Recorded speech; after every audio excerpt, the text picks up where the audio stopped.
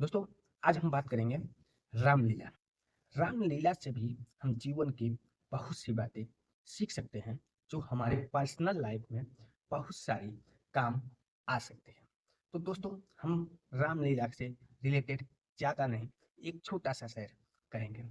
जब विश्वामित्र जी दशरथ जी के पास राम में आते हैं, राम और लखन को मांगने आते हैं, तो वहां पर दशरथ जी थोड़ी बात करते हैं और बोलते हैं, चारों पुत्र मेरे बूढ़ी आंखों के तारे हैं। मतलब वो चारों जो उनके पुत्र हैं वो उनकी बूढ़ी आंखों के तारे हैं।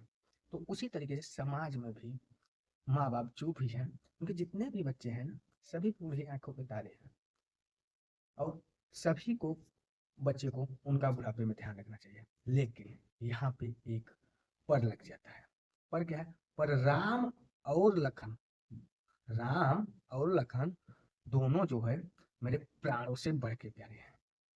तो अब यहाँ पे हम थोड़ा सा आप लोगों को समझाने के लिए मैथ का इस्तेमाल करते हैं।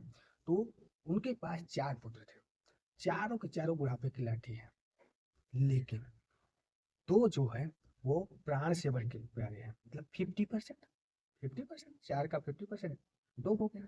तो उसी तरीके से समाज में भी है कि माँ बाप जो होते हैं, किसी के मान लीजिए दो लड़के हैं, तो दो में से किसी एक को ज्यादा मानते हैं, एक को कम मानते हैं।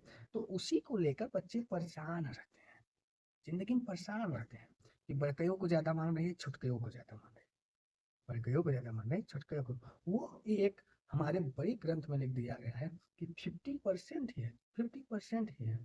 लेकिन आपको माँ बाप के प्रति 100% देना चाहिए, 100% देना चाहिए। उनका 50% तो वो नेचर है, लेकिन आप 100% दें, ये आपका नेचर होना चाहिए। तो समझाने के बाद यहाँ पे वशिष्ठ जी आते हैं। वशिष्ठ जी आते हैं और दशरथ जी को समझाते हैं, और वो राम लक्ष्मण को लेके जाते हैं। और वहां पे वशिष्ठ जी कहते हैं, ये तेरे युगल कुमारों को रण विद्या धनुष सिखाएंगे। तो मतलब तुम्हारे बच्चे को ये लेके जा रहे हैं तो कुछ ना कुछ सिखाएंगे।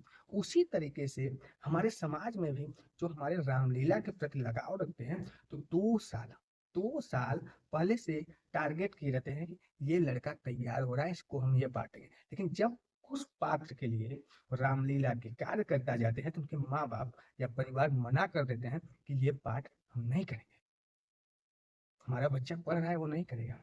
आपका बच्चा पढ़ रहा है, बहुत अच्छी चीज है कि पढ़ रहा है, लेकिन रामलीला वो मंच है जहाँ पर वो जाकर अपनी बातों को, अपनी जो पढ़ाई करता है उससे रिलेट करके कैसे पेश किया जा सकता है,